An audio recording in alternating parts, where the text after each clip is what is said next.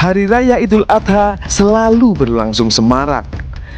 Hadirnya penjual hewan kurban, pelaksanaan ritual sholat Idul Adha, penyembelihan, hingga membagi daging kurban untuk orang yang membutuhkan semakin memeriahkan hari yang juga disebut sebagai Hari Raya Haji itu. Belum lagi, bakar sate dan makan bersama keluarga menciptakan momen indah tidak terlupakan.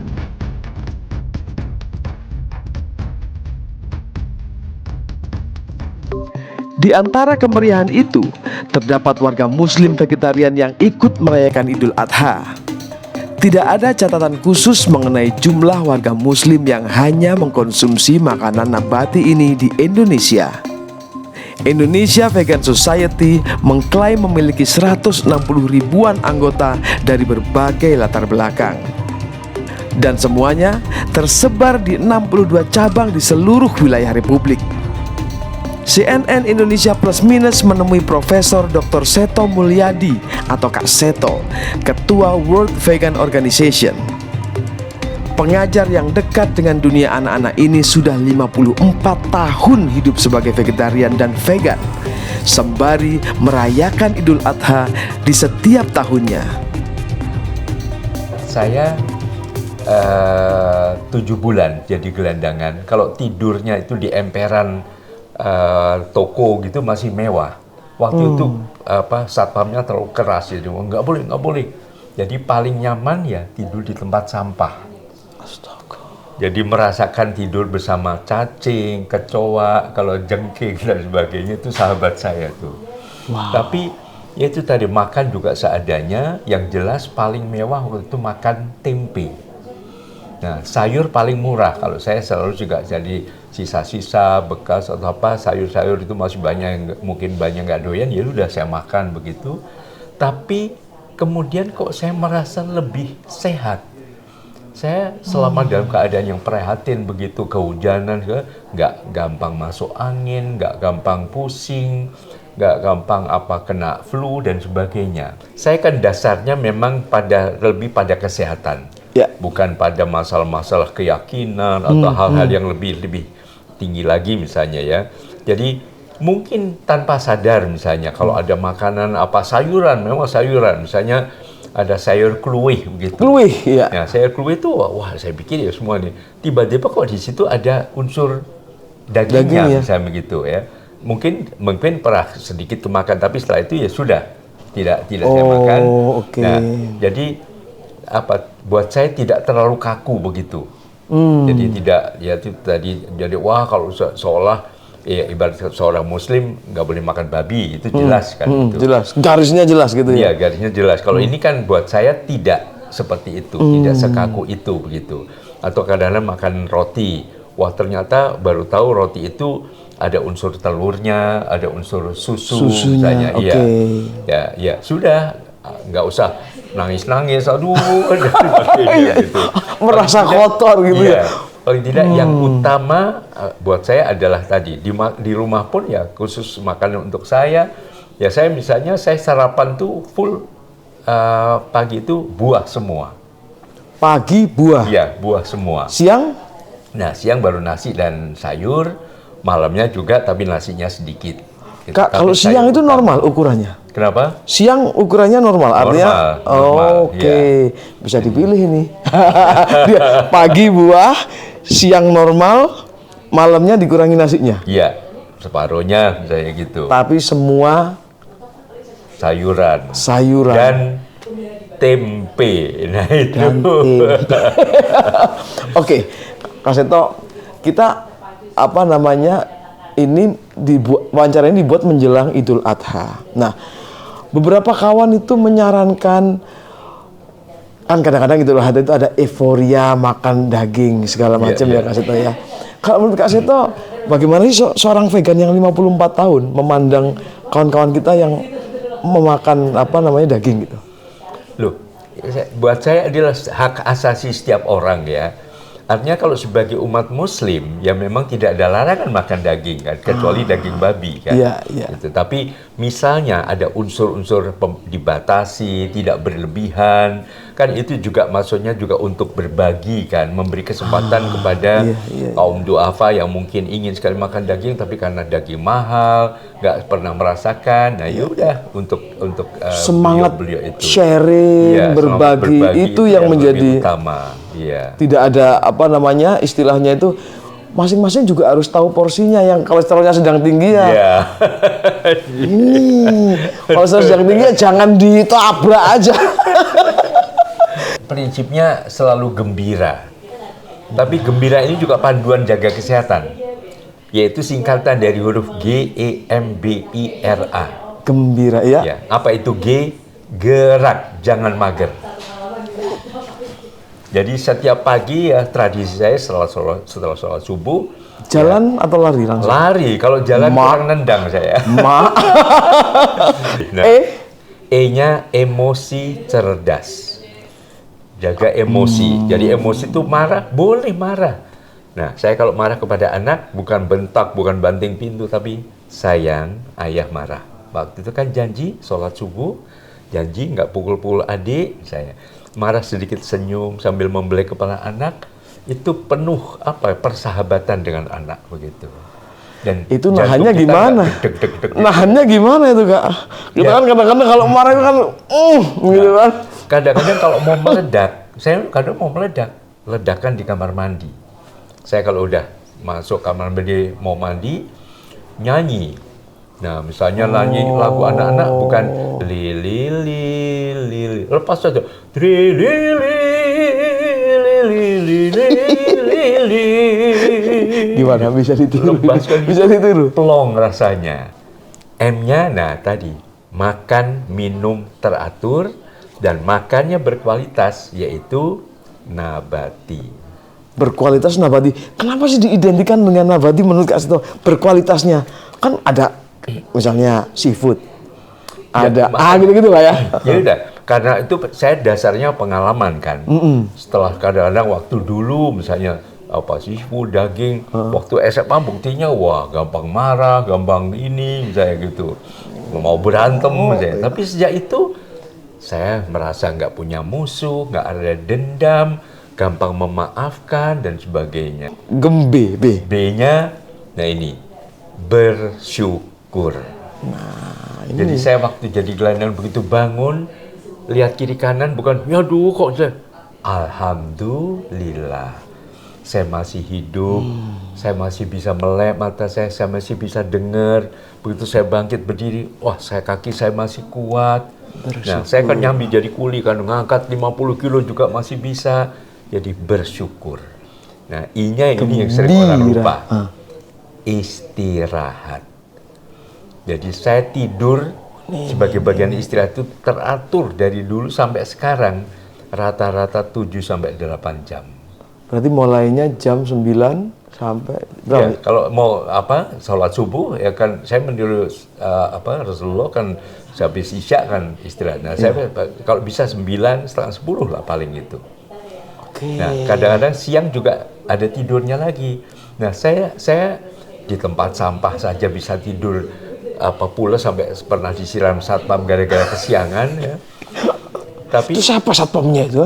R-nya, R juga penting, rukun dalam keluarga. Ibaratnya kemesraan ini janganlah pernah berlalu. Iya. Rukun. Dengan teman-teman juga rukun, akrab dan sebagainya. Kalau kita yang dimusuhi, wah, ya kan? Ya memaafkan, ya penuh dengan rasa maaf. Rasulullah saja memaafkan semua yang menghujat dan sebagainya. Sebagai orang Surabaya ini, termasuk paling sabar Kak Seto ini. Terakhir, A. Nah, A-nya adalah tetap aktif berkarya sampai kapanpun juga. Kita cek hari ini di titik ini Kak Seto apa kegiatannya? Aktif berkaryanya. Tadi memang menghadiri reuni dengan teman-teman simbah-simbah alumni Surabaya. Tahun berapa itu Pak? Tahun 69 lulus SMA. 69 sudah lulus SMA. Saya belum lahir. 73 sudah pada sepuh segala macam ya. Tapi ya saya masih ya lompat-lompat, lari-lari segala macam ya karena tadi menjaga kesehatan kemudian aktif Aktif berkarya. Nah, berkarya. sebelum kemarin itu juga dari acara di Jogja menangani kasus, kemudian bertemu juga dengan Kapolri, terus kemudian juga memberikan seminar dan sebagainya. Sebelumnya juga 73 ini. masih keliling-keliling juga ini. Nanti lusa pergi ke Lampung, ada acara di Lampung. Suggest Kak Seto untuk publik, terutama soal apa namanya konsumsi makanan. Ada nggak dari orang yang sudah 54 tahun bervegetarian gitu? Suggest ke masyarakat. Iya, artinya kalau toh pun tetap makan daging dan sebagainya, yang penting-penting adalah dibatasi. Itu saja, jangan berlebihan. Itu. Terutama daging ya, karena sering daging oke positif, apalagi kalau sudah lansia, sudah lanjut usia, nah itu waspada sekali ya, takutnya mungkin pencernaan dan sebagainya ya. Saya tidak menguasai itu secara biologisnya, tapi intinya adalah pengalaman saya waktu remaja dulu, memang kalau makan daging, kalau udah makan jeroan atau nah, kadang-kadang Nyindir nih. itu tadi emosi juga sering tidak stabil, ya mudah meledak dan sebagainya, dan ya mungkin juga dampaknya terhadap kesehatan itu sendiri gitu. Vegetarian lainnya, Yudanti Budi tidak mempermasalahkan aktivitas kurban yang dilakukan umat muslim di setiap Idul Adha. Meskipun bagi perempuan yang sudah 25 tahun vegetarian ini tetap memilih untuk tidak mengolah apalagi mengkonsumsi daging sapi atau kambing yang dibagikan. Mencium aromanya saja, Danti sudah mual. Orang mungkin mikirnya vegetarian itu sesuatu yang wah beda gitu ya. Padahal kan sebenarnya kalau minimal buat saya itu adalah perubahan pola makan aja gitu. Jadi kita hanya milih kayak Mas Iman aja nih, misalnya aku nggak mau makan telur, pokoknya makan ikan misalnya. Udah pilihan makanan aja gitu sebenarnya. Cuman karena di Indonesia itu memang masih sedikit yang menganutnya, pilihan makanannya juga mungkin sedikit gitu, jadi mungkin itu yang saya rumit gitu jadi vegetarian gitu. Tapi kalau udah dijalani ya rumit juga sebenarnya, tapi nggak rumit-rumit amat. Ada yang bilang di Indonesia itu vegetarian itu malah bikin repot pelakunya, karena kan apa-apa ada lauknya gitu-gitu. Gimana Mbak? Ya sebenarnya iya, karena kan makanan Indonesia kan rata-rata banyak yang daging, tapi sebenarnya banyak juga yang enggak. Ya, jadi sebenarnya itu soal pemilihan aja sih ya. Bisa di mix and match lah gitu. Kan kita kayak ada tempe, ada tahu. Artinya 25 tahun lebih menjalani vegetarian itu, Mbak Danti hanya memilih bahan makanan, lauk pauk dan seterusnya non hewan 100% atau gimana Pak? Kebetulan saya itu menganut lakto-ovo vegetarian. Jadi masih makan telur, juga sebenarnya minum susu sebenarnya bisa juga. Cuman karena saya punya lactose intolerance, jadi kalau minum susu tuh mules, jadi ya susu enggak, jadi telur aja. Tapi produk susu kayak yogurt saya masih minum itulah. Ini kalau misalnya ada orang lain yang tidak vegetarian, Mbak Danti melihatnya seperti apa? Biasa aja atau? Ya biasa aja nih Mas, atau ada keinginan? Ada keinginan untuk, ayo dong lu jadi vegetarian juga karena gitu kan?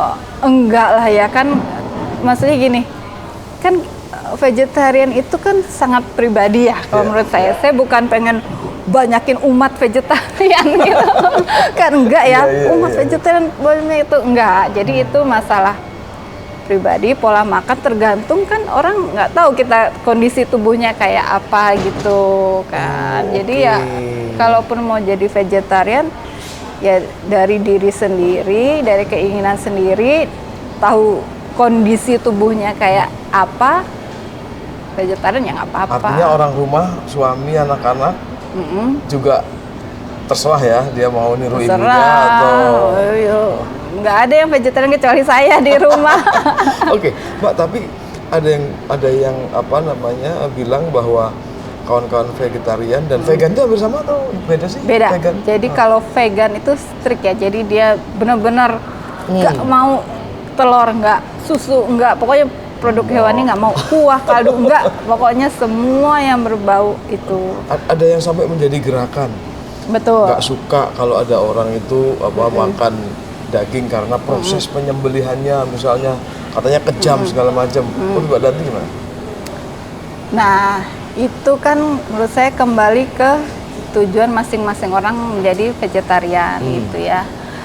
Dan kalau menurut saya semua makhluk hidup di bumi ini, di dunia ini kan diciptakan untuk tujuan tertentu.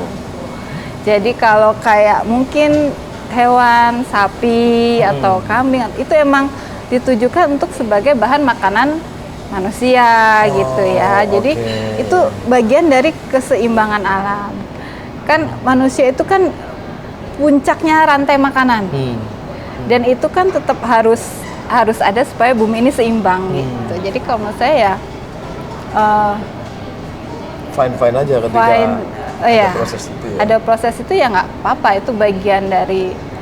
Bagaimana memandang kelompok yang lain, misalnya kelompok vegan yang misalnya komunitas yang misalnya menyarankan agar tidak lagi ada misalnya penyembelihan dan seterusnya gitu kan, ada juga gitu. Kalau menurut Ya, Mbak Danti kelompok-kelompok ini gimana? Ada banyak. Jadi kan ada yang dia vegetarian itu tujuannya misalnya karena dia memang penyayang binatang.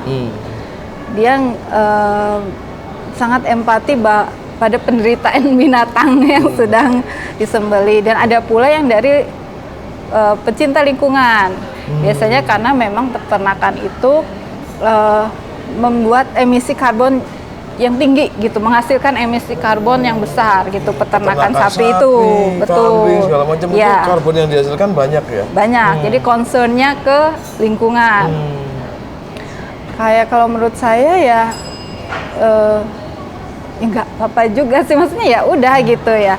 Tapi kan kita punya perbedaan pandangan dan kita tidak bisa, misalnya saya vegetarian memaksakan orang nggak boleh ini, karena kan kebutuhan orang beda-beda gitu. Apalagi kan setelah ini kan ada Idul Adha ya. Betul. Artinya di momen itu kan ada juga yang apa namanya, aduh kasihan ya segala macam. Padahal itu mungkin bisa dibilang kuat ya, ibadahnya sapi binatang itu kan ya ketika dia berguna menjadi makanan untuk manusia, misalnya gitu kan. Mungkin ada yang memang butuh daging itu gitu kan, kondisi orang nggak sama gitu. Tapi Mbak Danti ini kan kebetulan Muslim, kemudian Idul Adha adalah apa namanya ritual juga kan. Betul. Untuk kawan Muslim untuk berkurban. Pemaknaan Idul Adha menurut Mbak Danti apa sih? Nah, kalau Idul Adha itu kalau menurut saya ya, ritualnya kan memang memotong hewan ya untuk dibagikan gitu. Tapi saya lebih memaknainya bahwa Idul Adha itu adalah momen di mana kita diingatkan untuk melepas kemelekatan. Semua yang ada di diri kita yang melekat. Jadi kayak kalau Ibrahim kan memotong anaknya sehingga diganti. Domba itu ya. Oke. Itu bukan digantinya menjadi doa, tapi bagaimana Mereka dia mengorbankan apa yang melepaskan semua kayak kita melekat Duniawian semua, ini, iya. Apapun itu. Jadi bukan hanya tentang domba, bukan hanya tentang hewan yang ternak, dikorbankan, bukan ya. hanya tentang berbagi, tapi kita bisa nggak sih melepaskan Secara ikhlas. apapun itu pekerjaan, Iya. karir, misalnya materi, rumah, Iya. anak, suami, itu bukan punya kita Dan gitu. kembali lagi diberikan Kita pasrahkan, kepada Yang ya. Maha Esa. Oh, oke. Pengasuh Pondok Pesantren Asyah Depok, Ustaz Indraman Rashid mengungkapkan, proses penyembelihan hewan saat Idul Adha adalah ajaran yang harus dilakukan oleh umat muslim yang mampu berkurban. Hanya saja persoalan mengkonsumsi dagingnya adalah hal berbeda tergantung kondisi masing-masing pribadi. Fasalli li rabbika wanhar. Artinya Maka kerjakanlah oleh engkau sholat, ya. Itu yang dimaksud sholatnya adalah Idul Adha tuh, sholat Id. Sholat Id. Lalu wanhar, dan bersembelihlah dan menyembelihlah. Nah, ini perintahnya memang gitu. perintahnya memang menyembelih ya. Menyembelih gitu. Itu sebenarnya memang apa istilahnya menyembelih dalam arti yang tersurat atau sebenarnya tersirat itu Ya. menyembelihnya. Menyembelihnya itu tersurat dan tersirat. Maksudnya gimana? Iya, baik. Jadi menyembelihnya memang secara zahir maknanya itu ya menyembelih hewan kurban. Ya, memang benar-benar disembelih dengan tata cara yang diajarkan oleh Nabi Muhammad SAW. Nah, yang tersirat ini sebenarnya adalah bentuk daripada kurban itu sendiri. Kurban itu maksudnya adalah takarrub, mendekatkan diri kepada Allah. Makanya memang kalau ada bahasa korban itu kurang tepat. Tapi kurban lebih tepat. Kurban bukan korban. Iya, kalau korban berarti ada yang tersakiti. Oke. Iya, seandainya korban, bahasa korban itu, kata korban itu disematkan kepada orang-orang yang melaksanakan itu, berarti secara tidak langsung berarti orang-orang itu adalah orang yang tersakiti oleh agama, berarti kayak gitu ya. Yang benar adalah Kurban. kurban. Iya. Artinya mendekat. Mendekatkan diri kepada Allah. Apa perlunya kita mendekat? Ya. Yang namanya salah satu bentuk daripada perintah Allah Subhanahu wa taala, ya, itu semuanya adalah kebaikan buat kita sebenarnya.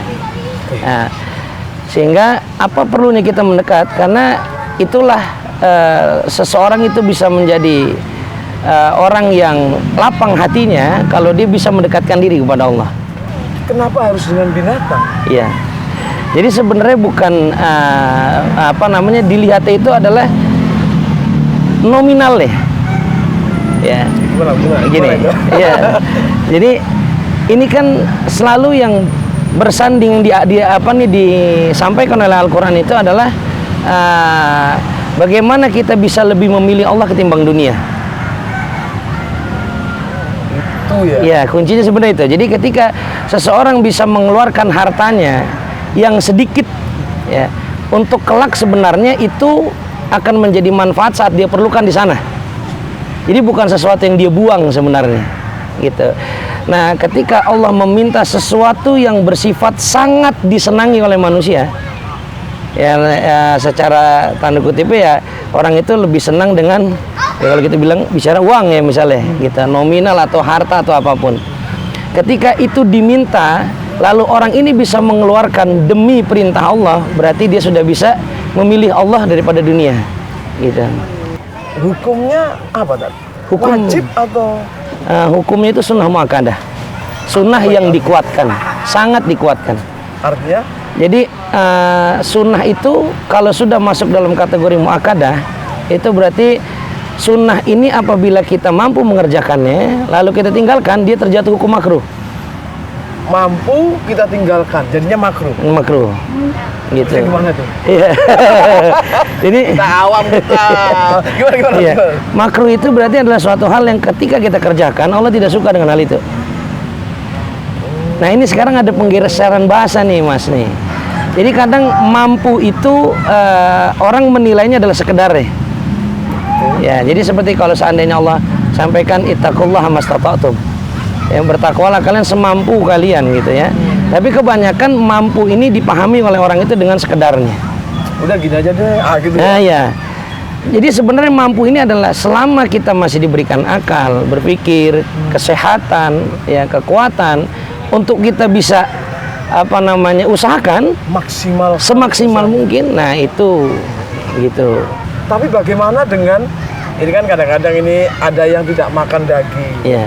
Entah itu karena penyakitnya, maksudnya dia kolesterol tinggi dan seterusnya ya gitu. Atau dia misalnya vegetarian.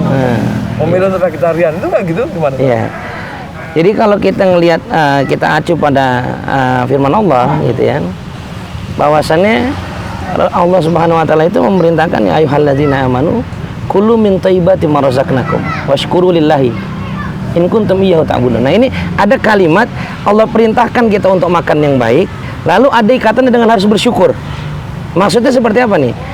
Nah, makan makanan yang baik itu juga nggak boleh berlebihan maksudnya. Ya, gitu. Jadi kalau berlebihan tandanya kita kufur malah. Gitu. Karena apa namanya, sesuatu yang berlebihan pasti akan membuat madarat, membuat sesuatu yang tidak baik bagi tubuh kita, gitu. Jadi kaitan ayat itu sebenarnya seperti itu. Nah, maka kalau seandainya kita pun misalnya makan daging apa kayak gimana gitu, ya berlebihan pasti akan nimbulin penyakit.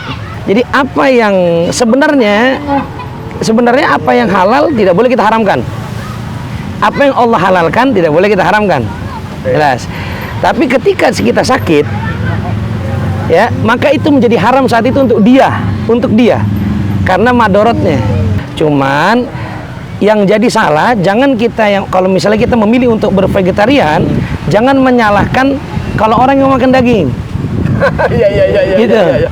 Vegetarian pribadi ya silahkan. Nah, gitu. Kalau yang lain enggak ya nggak apa-apa juga. Nggak apa-apa, gitu. Bagaimana cara menyembelih agar tadi Ustaz bilang ini nggak menyakitkan lah. Ya. Yang wajib pertama kali untuk terkena itu yang diajarkan oleh Nabi itu adalah pertama kerongkongan daripada hewan kurban ini. Oh, di sini. Di sini, ya. Itu ada kerongkongan dan tenggorokan. Kerongkongan. Ya, kerongkongannya tenggorokan ya. Oh, oke. Ya. Di belakangnya itu ada saluran. Urat di belakang kerongkongan ini ada saluran yang menyambungkan makanan ke atas. Ya, biasanya gitu ya. Nah, dan di apa namanya, di antara kerongkongan ini ada saluran lagi ya untuk apa namanya mengalirnya darah ke atas. Ya, pernapasan kalau gitu bilang ya. Nah, ketika dia dipotong ya, ini habis langsung. Langsung total meninggal. Ya, mati. Meninggal. Mati, iya. Jadi ketika dia terpotong, makanya yang wajib di sini. Nah, kalau yang ada dua urat di sini itu sunnah hukumnya. Maksudnya gimana lagi tuh? Iya. Jadi kalau dia terpotong keduanya di sini berarti afdol. Oke. Tapi kalau sudah terpotong sini itu sudah pasti mati. Nah, karena terkadang ketika hewan ini ditidurin, ya, dipotong, ya, yang atas kena, urat sebelah sini kena, kerongkongannya kena, terkadang yang di bawah nggak kena nih. Itu nggak Urat di apa-apa. bawah nggak apa-apa. Yang penting kerongkongan dan urat yang di belakang kerongkongan ini, saluran-saluran di belakang kerongkongan ini sudah terpotong. Dan itu pasti akan total mati cepat. Mati, iya cepat. Gitu. Jadi kalau dalam bahasa yang sederhana bisa dipastikan itu nggak menyiksa ya? Tidak menyiksa. Ya.